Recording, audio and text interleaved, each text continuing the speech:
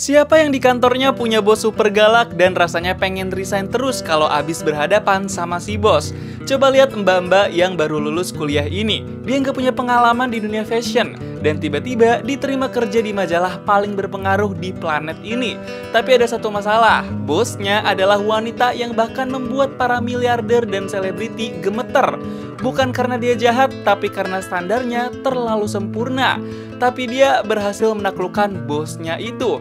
Inilah kisah seorang gadis biasa yang masuk ke dunia yang gak pernah ia bayangkan dalam film The Devil Wears Prada.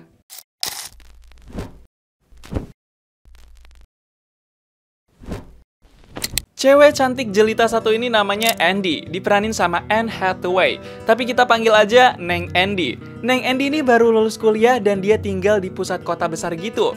Tempatnya gedung-gedung tinggi. Hari ini Neng Andy lagi siap-siap pengen interview kerja jadi asisten bos besar di majalah fashion terbesar saat itu.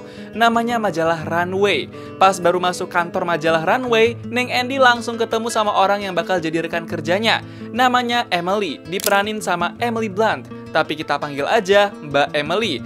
Dan gak pakai banyak basa-basi, Mbak Emily langsung kenalan kalau dia itu asisten pertama buat bos besar dan kantornya lagi butuh asisten kedua yang bisa kuat kerja di kantor itu.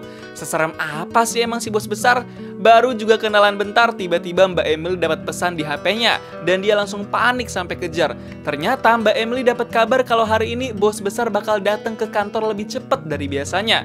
Semua orang panik dan gerasak-gerusuk. Cuma Neng Andy doang yang slow karena dia belum tahu apa-apa. Dan gak lama kemudian bos besar beneran udah sampai kantor. Bos besar ini namanya Miranda, diperanin sama Meryl Streep. Tapi kita panggil aja Bunda Miranda. Gak ada satupun orang kantor yang berani sama Bunda Miranda. Pas ngelewatin Neng Andy, Bunda Miranda nanya orang itu siapa ke Mbak Emily. Dan Mbak Emily jawab kalau Neng Andy cuma calon kandidat buat jadi asisten kedua. Bunda Miranda bilang dia mau interview langsung si Neng Andy.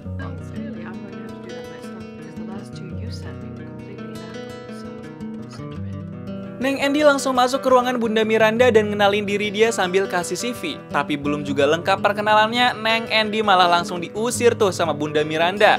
Tadinya Neng Andy udah mau pasrah dan pergi keluar ruangan. Tiba-tiba Neng Andy masuk lagi dan bilang kalau dia emang gak punya selera fashion, tapi dia punya kepintaran dan bisa cepet belajar.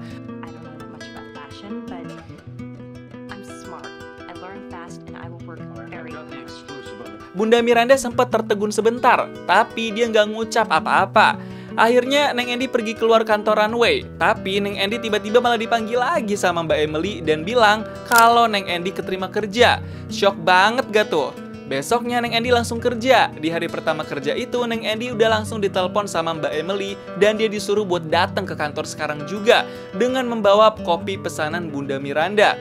Langsung tuh Neng Andy buru-buru dan jadi ikutan panik. Pas baru sampai kantor, Neng Andy langsung kena omel Mbak Emily gara-gara telat. Mbak Emily langsung tegesin ke Neng Andy kalau dia harus selalu standby di meja kerjanya dan siap siaga angkat telepon di deringan pertama. Mbak Emily sampai ngerendahin kalau kerjaan Neng Andy di sini cuma nyiapin kopi sama rapihin barang Bunda Miranda. Sedangkan Mbak Emily kerjaannya lebih penting.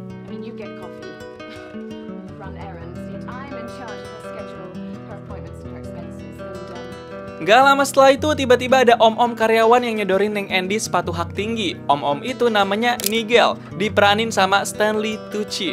Tapi kita panggil aja Om Botak. Neng Andy nolak tawaran sepatu hak tinggi dari Om Botak karena dia nggak suka pakai sepatu kayak begitu. Nggak lama dari itu Neng Andy tiba-tiba dipanggil sama Bunda Miranda. Langsung lari kejar tuh dia. Pas nyamperin Bunda Miranda, Neng Andy langsung disuruh ini itu. Tugasnya banyak banget pokoknya. Mana Neng Andy belum ngerti kan? Pas Neng Andy mau ngerjain suruhan itu, tiba-tiba dia dipanggil lagi sama Bunda Miranda cuma untuk dilihat pakaiannya dari kepala sampai kaki. Tatapan Bunda Miranda serasa ngerendahin banget. Sejak saat itu, Neng Andy langsung pakai sepatu hak tinggi yang dikasih sama Om Botak. Abis itu juga Neng Andy langsung ngerjain suruhan yang bejibun itu. Dia kesana kemari sampai banyak banget barang bawaannya. Dan pas sampai kantor lagi, Neng Andy langsung shock sama perlakuan Bunda Miranda.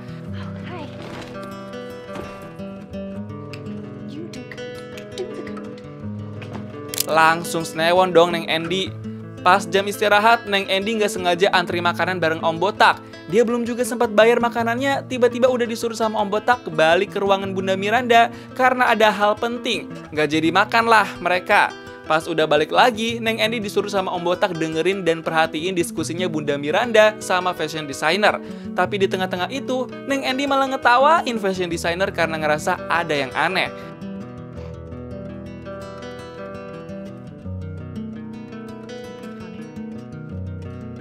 Gegara itu, Neng Andy langsung direndahin dan di-roasting lagi sama Bunda Miranda karena menganggap fashion sebagai hal yang gak terlalu penting. Pas malamnya, Neng Andy langsung curhat panjang lebar tuh sama pacarnya karena ngerasa Bunda Miranda galak banget.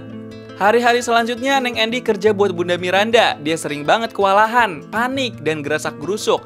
Di kantor kayak nggak punya waktu buat tenang gitu dah. Karena udah makin lama juga kerja di situ, Neng Andy berusaha pengen deket sama Mbak Emily. Tapi Mbak Emily kayak nggak peduli gitu sama Neng Andy. Udah bosnya galak, nggak ada temen juga lagi nih Neng Andy. Pas lagi weekend, Neng Andy makan malam sama ayahnya di restoran. Tiba-tiba Neng Andy malah dapet telepon dari Bunda Miranda. Padahal itu lagi weekend loh.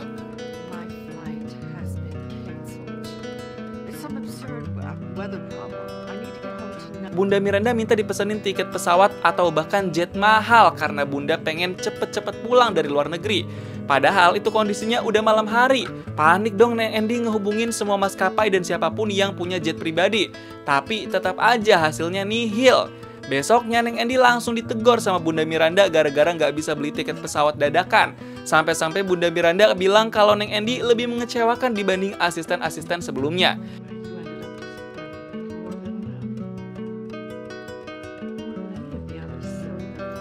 Kata-kata Bunda Miranda itu langsung bikin Neng Andy nangis. Neng Andy baper dan dia malah ke ruangan Om Botak. Di situ dia curhat sama Om Botak soal keluh kesahnya. Sampai-sampai Neng Andy minta Om Botak buat formak dirinya jadi orang yang paham fashion wanita. Langsung tuh mereka cari-cari beberapa fashion item dari atas sampai bawah yang cocok buat Neng Andy. Besoknya Neng Andy mulai kerja ke kantor pakai fashion yang stylish abis. Rambutnya juga dibonding tuh. Mbak Emily langsung shock dan ternganga-nganga pas lihat perubahan Neng Andy. Tapi sekaligus iri juga sih dia. Sampai-sampai Bunda Miranda yang ngeliat perubahan penampilan Neng Andy langsung terkesima juga tuh. Walaupun gengsi mau muji. Suatu waktu Neng Andy hadir di acara gathering orang majalah dan fashion di suatu tempat. Di sana Neng Andy ketemu banyak orang penting dari berbagai majalah, media, dan dunia fashion. Tiba-tiba Neng Andy diajak kenalan sama satu cowok tampan yang namanya Christian. Ternyata si Christian itu kepala redaksi di majalah tempat Neng Andy sebenarnya mau kerja di situ. Christian tiba-tiba nawarin Neng Andy buat kirim tulisan majalah yang pernah dibuat. Tapi Neng Andy malah nolak karena sekarang masih kerja sama Bunda Miranda. Padahal Neng Andy sebenarnya mau banget itu dia.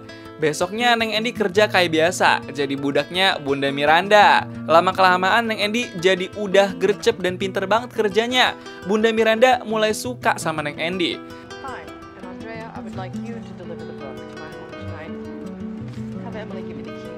Besoknya Neng Andy dipanggil sama Bunda Miranda. Kirain bakal diomelin sesuatu, ternyata Neng Andy disuruh cari buku super langka buat anaknya Bunda Miranda.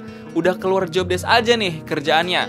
Langsung aja Neng Andy keluar buat cari buku super langka itu sambil nyambi ngerjain suruhan yang lain juga. Banyak pol emang suruhan Bunda Miranda ini. Pas balik ke kantor, Neng Andy belum nemu juga tuh buku super langka. Sampai-sampai dia diancam bakal dipecat kalau nggak nemu bukunya.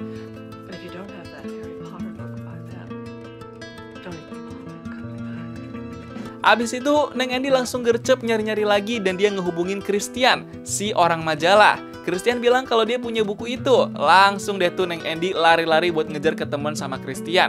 Pas ngasih buku itu ke Bunda Miranda, si Bunda langsung terkesima dengan kemampuan Neng Andy buat nemuin buku super langka itu.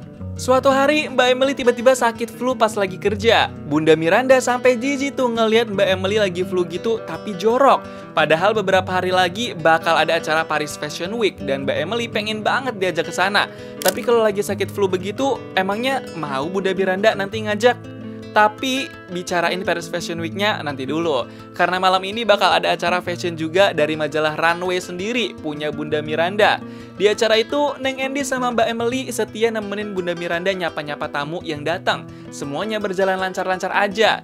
Tapi Neng Andy sebenarnya lagi lumayan panik nih karena dia telat datang ke acara kecil-kecilan perayaan ulang tahun pacarnya sendiri. Saking sibuknya jadi asisten Bunda Miranda. Pas sampai di rumah, pacar Neng Andy udah bad mood, gegara Neng Andy telat sampai tengah malam buat kasih surprise. Pacar Neng Andy langsung baper dan dia pergi ke kamar.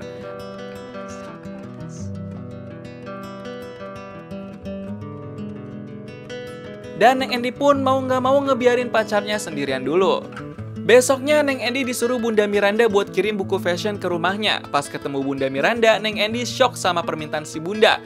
Bunda Miranda minta Neng Endi ikut dia ke Paris Fashion Week karena Bunda Miranda nggak mau sama Mbak Emily. Neng Endi langsung ngerasa nggak enak karena dia tahu Mbak Emily pengen banget ke Paris. Tapi Bunda Miranda akan anggap Neng Endi nggak serius sama pekerjaannya kalau dia sampai nolak ajakan ke Paris. Neng Endi dilematis banget dan langsung pusing tuh mikirin apa keputusan yang mau dia ambil. Besoknya lagi Bunda Miranda kelihatan udah nggak sreg banget sama Mbak Emily. Sekarang Bunda Miranda malah nganggep Mbak Emily jadi asisten keduanya dan Neng Endi asisten pertamanya. Bunda Miranda minta Neng Endi buat kasih tahu Mbak Emily kalau dia nggak diajak ke Paris. Neng Endi nggak enak hati tuh buat kasih tahu Mbak Emily. Pas ditelepon, Mbak Emily kebetulan lagi ribet dan gak disangka-sangka Mbak Emily ngalamin kecelakaan. Sampai-sampai Mbak Emily masuk rumah sakit dong. Baru deh di situ Neng Endi cerita kalau cuma Neng Endi yang diajak ke Paris. Mbak Emily langsung ambyar.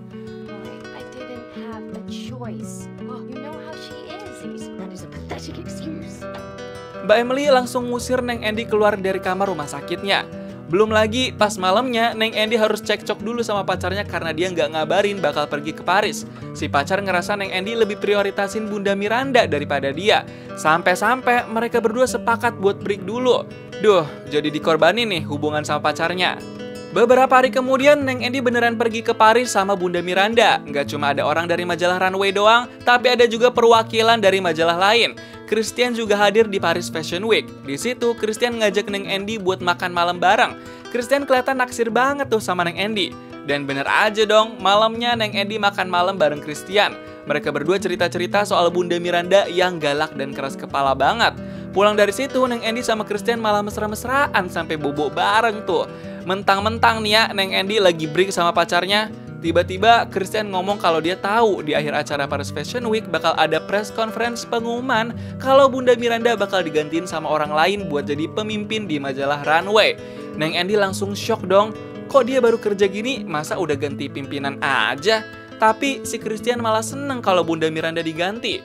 Neng Endi jadi agak sebel tuh sama Christian. Sampai-sampai Neng Endi bilang kalau dia nggak ada hubungan spesial sama Christian. Gak pakai lama, Neng Endi langsung coba hubungin Bunda Miranda soal bakal ada hubungan penggantian pemimpinan itu. Tapi Bunda Miranda susah bener dihubunginnya. Dan akhirnya press conference di penutupan acara Paris Fashion Week pun dimulai. Sekarang lagi giliran Bunda Miranda yang bicara di podium. Tapi ternyata Bunda Miranda udah tahu kalau dia bakal digantiin sama orang lain.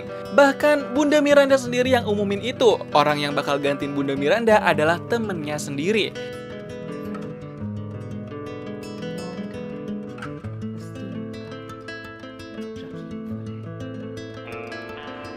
Neng Endi langsung shock pas denger Bunda Miranda ngumumin itu dari mulutnya sendiri. Pas perjalanan pulang dari Paris, Neng Endi sama Bunda Miranda canggung banget. Mereka tahu kalau bentar lagi mereka bakal berpisah. Di ujung perpisahan itu, Bunda Miranda ngucap sesuatu ke Neng Endi. Bunda Miranda ngelihat ada kemiripan sifat sama Neng Endi.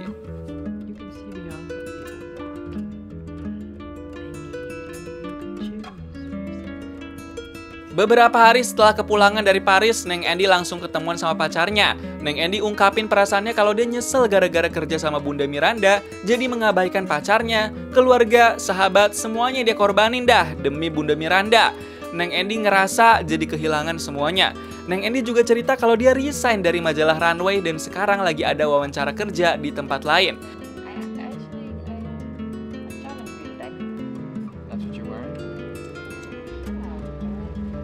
Abis itu langsung aja Neng Endi pergi ke tempat interviewnya. Pas pulang dari tempat interview, Neng Endi gak sengaja liat Bunda Miranda di jalan. Mereka sempat saling tatap satu sama lain. Pas udah gak tatapan lagi, mereka berdua senyum di kesendirian masing-masing. Neng Endi ataupun Bunda Miranda sama-sama memilih jalannya sendiri. The Devil Wears Prada bukan sekedar film tentang fashion. Ini adalah cermin untuk kita semua yang mengejar impian. Kadang kita ingin naik begitu tinggi, sampai lupa apa yang membuat kita bahagia. Kadang kita ingin membuktikan banyak hal, sampai lupa siapa yang kita coba buktikan. Neng Endi ngajarin bahwa kesuksesan bukan hanya soal seberapa tinggi kamu mendaki, tapi apakah kamu tetap membawa dirimu saat sampai di puncak. Gimana nih pendapat kamu tentang film The Devil Wears Prada? Coba tulis di kolom komentar dan kasih tahu kamu mau diceritain alur film apa selanjutnya.